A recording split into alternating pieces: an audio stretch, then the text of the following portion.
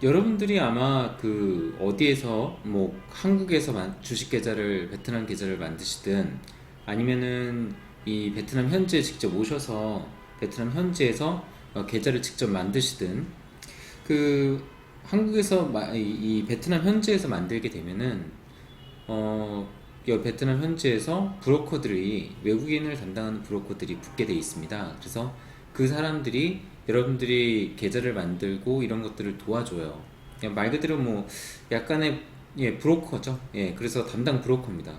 그래서 그 브로커들이 그렇게 계좌를 터주고 만드는데 도와준 이후에도 주기적으로 연락을 하면서 그 여러분들에게 어떤 뉴스나 이런 것들을 뭐 전달해 준다는 명목 하에 여러 가지를 막 많이 보냅니다. 뭐 페이스북으로든 아니면은 뭐 메일 이메일로든 각종 주식에 대한 정보를 보내면서 내가 지금 가지고 있는 계좌에 대해서 이제 뭐 자산 관리 측면에서 뭐를 팔아야 된다. 뭐는 이거는 언제 팔아야 될 것 같다.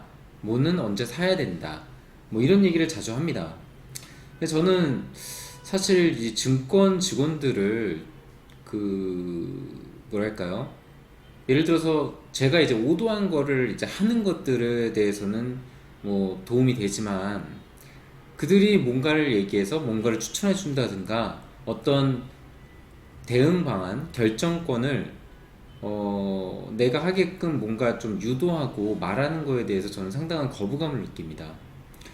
제 돈이 그 사람들 돈이 아니고 제 돈인걸요. 그리고 그 사람들은 그 목적이 따로 있다고 보고 있어요.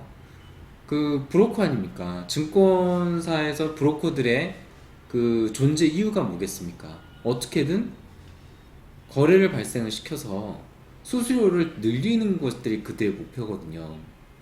그래서 제가 예전에도 초기에 이 베트남에 와서 이제 초기에 증권 계좌를 개설할 때도 그때도 계속적으로 그 뭐랄까요? 그 제가 그때 처음에는 잘 몰랐으니까 증권사 직원들에게 어떤 주식들이 이슈가 있는지 알아보기 위해서 그들이 생각하고 있는 이상적인 주식이 어떤 게 있는지 물어봤습니다. 근데 그때 이제 여러 가지 얘기를 하는데 진짜 처음 듣도 보도 못한 것들을 많이 얘기하는 거예요. 전혀 알지 못하는 거. 거기에 이제 뭐 호아팟이라든지 의뢰 이제 빔그룹이라든지 마산이라든지 의뢰 좀 유명한 메이저 기업들은 쏙 빼놓고 나머지 것들만 잔뜩 얘기를 하는 겁니다. 그래서 제가 이제 그걸 꼭 사야 된다 뭐 이런 식으로 얘기를 하는 거죠. 추천을 해주면서. 그래서 내가 왜 그걸 하냐? 왜 너는 메이저 그 기업들이 아닌 그런 득보잡 기업들을 나한테 추천을 해주지? 라고 물어봤더니 그런 득보잡 기업들은 드라마틱한 상승을 할 수 있다라는 겁니다. 그거 외에는 없어요. 그냥 가격이 싸고 잘 알려지지 않았으니까 이게 한번 뜨면은 대박을 칠 것이다라는 그게 이제 그들이 이 주식을 저한테 추천해준 이유였습니다. 황당하잖아요. 아니 그게 드라마틱하게 언제 되는지 그리고 드라마틱하게 될 수 있는 주식인지에 대해서 집중적으로 설명을 해주고 논리적으로 얘기를 해줘야 되는데 전혀 그렇지가 못하다는 거예요. 그래서 아직은 그들이 지식 수준이 기업을 분석하고 할 수 있는 수준이 전혀 아니라는 겁니다. 브로커들의 수준이요. 그러니까 여러분들도 행여나 그 현지에서 계좌를 트실 때 절대 현지 브로커들을 통해서 뭐 주식을 추천받거나 이런 걸로 인해서 선택을 하는 우를 범하지 말기를 바랍니다. 그들이 추천해 주는 거는 그들의 논리에 진영 논리에 맞게끔 외국인들을 이용한다고 저는 보거든요. 왜냐면은 그 조직 내에서도 어떤 자금을 유동하는 뭐 어시스트 뭐 이런 식으로 좀 생각을 하는 것 같습니다. 그래서 그 SSI 그 예를 들어서 SSI라고 합시다. 사이공증권입니다. 여기에서 자기들이 의도하는 대로 외국인들의 어떤 자금을 이동시키고 이동 가져오고 내보내고 이런 것들에 대해서 원하는 대로 만들 수 있는 그런 지침이 있습니다. 자기들끼리도 정기적으로 회의를 할 거 아닙니까? 그런 데서 이런 지침이 내려져서 자꾸 이런 쪽으로 그 고객들을 설득하게끔 직원들에게 오더를 내리는 거죠. 근데 거기에 빠져드시면 안 된다는 겁니다.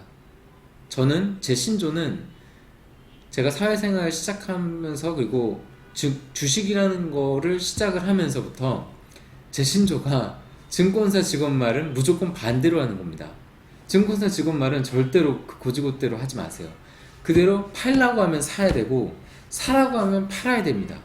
저는 그렇게 움직였어요. 덕분에 당시에 제가 이제 빈그룹에 대해서 얘기를 물었어요. 그 한창 제가 초기에 많이 궁금하고 모를 때 그 브로커들에게 물었습니다. 빈그룹 어떻게 생각하냐. 그 두 명의 직원에게 물어봤는데 다 한결같이 빈그룹이 너무 많이 올라있고 너무 문어발 확장이라서 안 될 것이다. 그때 당시에는 아직 그 제가 생각하기에는 성장 잠재 여력이 충분히 많이 남아있는 회사라고 생각했는데 그들은 그렇게 얘기하더라고요.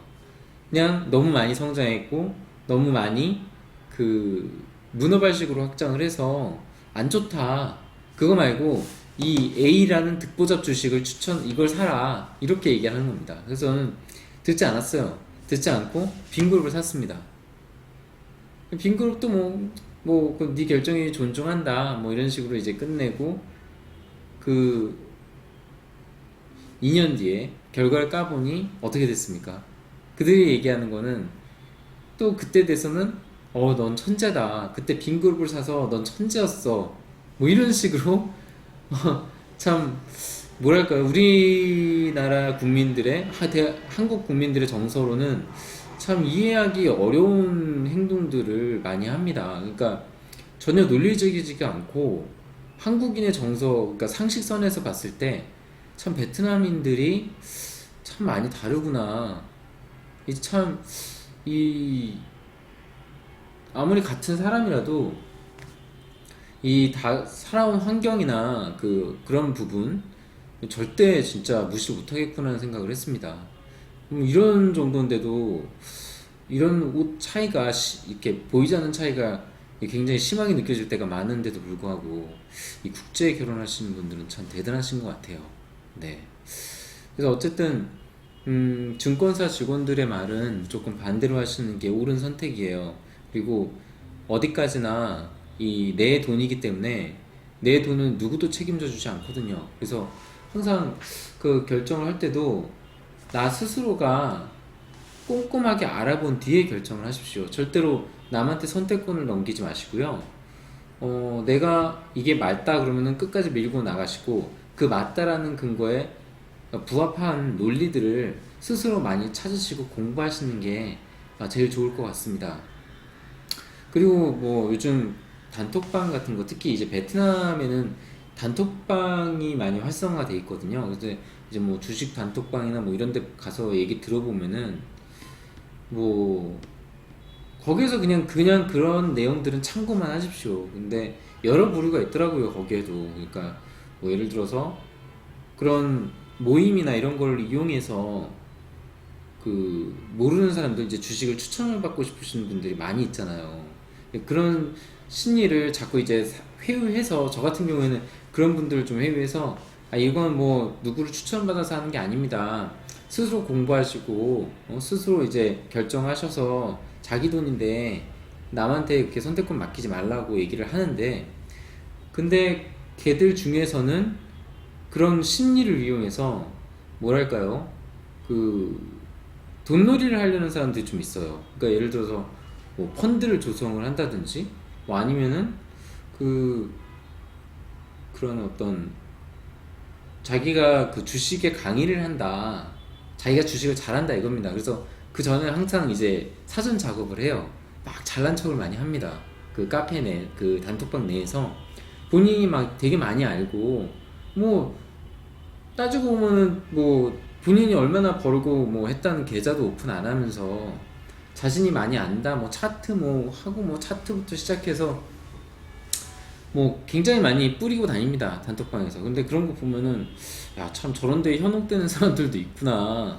그래가지고 뭐 그 사람이 주최하는 뭐 강의에도 참석을 하시는 분들이 있던데, 근데 또 거기에서 이제 깨달음을 얻으셨는지 참석하는 사람들이 점점 좀 줄어들더라고요. 어쨌든 그런 모임이나 뭐 이런 것들은 저는 신뢰하지 않아요. 일단 그런 사람들의 말 자체를. 왜냐면은 그 부동산도 마찬가지고 주식도 마찬가지지만 그 목적을 가진 사람들의 의견이나 말은 저는 절대 듣지 않습니다. 믿지 않습니다. 그러니까 예를 들어서 뭐 돈의 금전적인 어떤 이득을 취하려는 이권관계가 있는 사람들, 그리고 그게 없더라도 그런 넥스트 스텝, 이권관계를 취하려는 다음 단계가 눈에 훤히 보이는 사람들은 절대 믿지 않아요.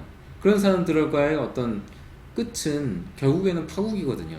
그러니까 여러분들도 단톡방에서 그렇게 선전선동하면서 본인의 잘난 척을 하면서 펀드를 조성한다든지, 혹은 어떤 강의를 뭐 한다 해서 강의비를 받는다든지, 뭐 어떤 자기가 뭐 어떤 주식 뭐를 상품을 만든다고 해서 자금을 모집하는데 뭐 돈을 달라든지, 뭐 이런데 절대 뭐 현혹되지 마시고, 어디까지나 자기 선택입니다. 이거는 뭐 다른 거 없는 것 같아요. 자기 선택이고, 자기가 한 선택에 자기가 책임을 지고, 아니 내가 선택해서 내가 뭐 했다가 뭐 실패하면 또 그걸 거울 삼아서 실패는 성공의 어머니라고, 다음에는 또 그렇지 않게 본인 스스로가 발전해 나갈 수가 있지 않습니까? 그 조금 좀 잃고 뭐 어떤 손해나 이런 경험을 통해서 경험치가 쌓여가면서. 근데 그 남한테 맡기는 행동은 절대로 진짜 무책임한 행동 같아요. 그러니까 그런 행동은 남한테 하소연할 수도 없고, 결국에는 좋지 않은 상황으로 치달으니까, 그런 것들 뭐 그런 것부터 시작해서 증권사 직원의 말이나 이런 데도 동요하지 않으시기를 바랍니다. 그래서 오늘 갑자기 이제 뭐 옛날에 주식 할 때 어떤 그런 에피소드들이 좀 생각이 나서 좀 찍게 됐는데요. 예. 하여튼 증권사 말을 들으면은 좋은 경우가 한 번도 없었어요, 저는. 그래서 여러분들도 주식 투자할 때 본인의 소신껏 행동하시고, 그래야지 나중에 더 발전이 있는 것 같습니다. 네.